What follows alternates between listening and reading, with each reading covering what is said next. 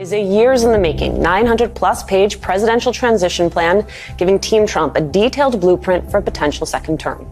That blueprint would radically remake the federal government, if executed, with its stated goal being, quote, to assemble an army of aligned, vetted, trained, and prepared conservatives to go to work on day one to deconstruct the administrative state.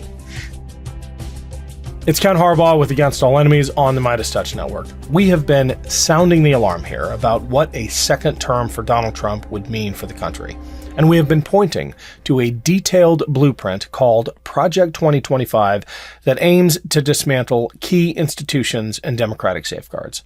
One of the major headwinds we face is the avalanche of right-wing disinformation and propaganda that seeks to distract Americans from the dangers our democracy faces from these radical MAGA Republicans. But one of our key advantages is that their plans are out in the open. And increasingly, the right-wing extremists behind them are proclaiming as loudly as they can what they intend to do if Donald Trump regains power. Here's the president of the Heritage Foundation, Kevin Roberts, broadcasting exactly what they hope to achieve should Donald Trump return to power.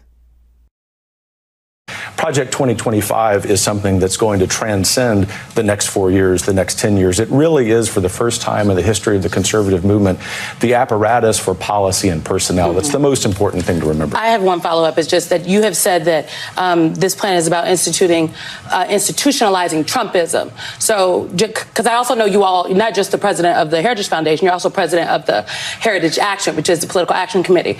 And so, is it tied to Trump or not? I said the context for that comment to the New York Times was that the work of the Heritage Foundation was to institutionalize Trumpism.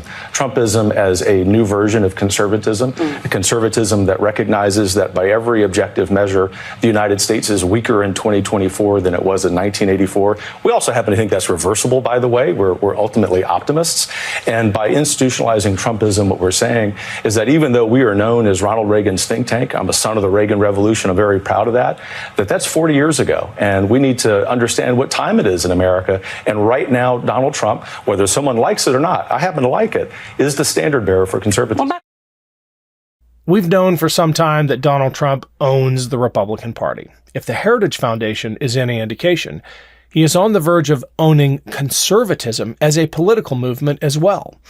Maybe corrupting is a better description than owning, because there is very little about Donald Trump that resembles traditional conservatism. The Heritage Foundation, which used to be the standard bearer for Reagan-style conservatism, is all in for Trump. Here's a picture of the American flag that flew above their main office when the 34 guilty counts were handed down in the hush money case against Donald Trump. This upside-down American flag is what January 6th insurrectionists flew as they attacked our democracy.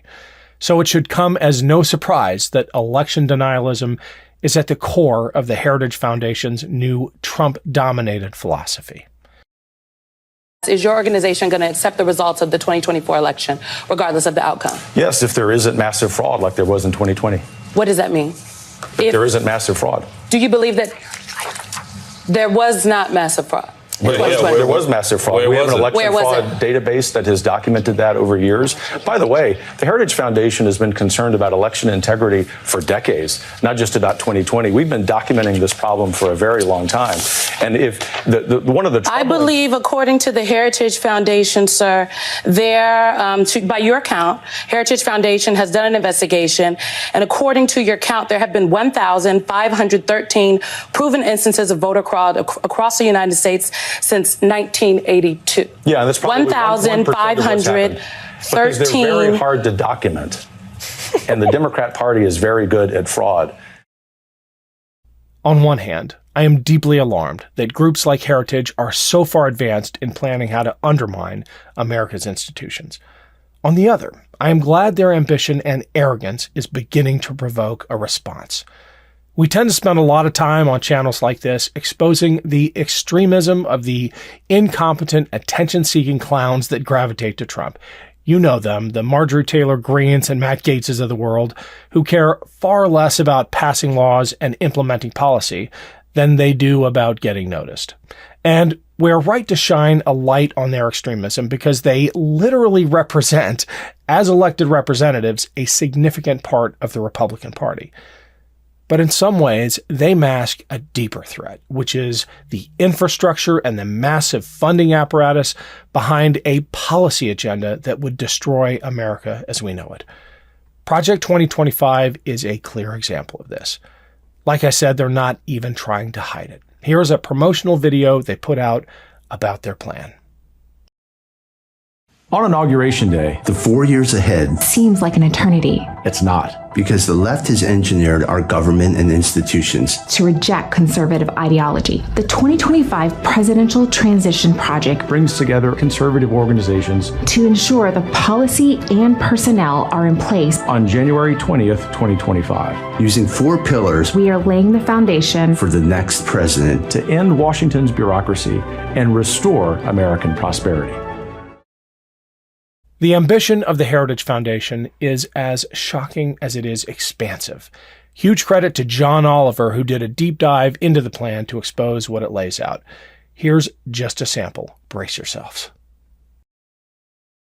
It also proposes eliminating the Head Start program, installing a pro-life task force to replace Biden's reproductive health care one, outlines plans to defund the DOJ, dismantle the FBI, and eliminate the Departments of Education and Commerce, and states that pornography should be outlawed and the people who produce and distribute it should be imprisoned. I don't think we can overemphasize just how extreme the architects of this plan are. They are driven by a deep-rooted sense that they have a divine mission, that the nation, all of us, need to adhere to their vision of what godliness requires. I'm going to leave you with this exchange, again with the president of the Heritage Foundation and chief architect of Project 2025, about a woman's right to choose. You and the organization in this plan talks about changing the Department of Health and Human Services to the Department of Life. Do you think that women in America should be able to get an abortion if that is what their doctor says they need? Abortion's not health care. I find it really interesting, if not worse, that you wouldn't support the change of the department name to the Department of Life. I thought we were all in support of life. We believe eminently in women's rights, and particularly women's rights in the womb. And so the real question that you should be asking I just want to know, if I may, though, because I do ask the question talking here, about the people I just who want to know, supporting do you believe legislation that abortion can happen until 3 days after the person's born? This is an absurd framing by this network. That is an absurd assertion. As a person with an actual womb, I'm telling you that does not happen. So but let me just back up. Legislators in California, Virginia, New York, who Dr. actually Roberts, filed those bills. Does Heritage and Project 2025 believe that a woman should be able to have an abortion if her doctor says that she needs one? It's a yes or no question. Abortion is not health care. So abortion is the no? murder of a human being. Thanks for watching, everyone. I have been so humbled by the support of this audience and the speed at which this show has grown. You are why I and the whole team here do this. If you're interested in bonus content, check out my Patreon page. It's free to sign up, and there's an option to donate as well. The link is right there and in the show notes. Thanks again.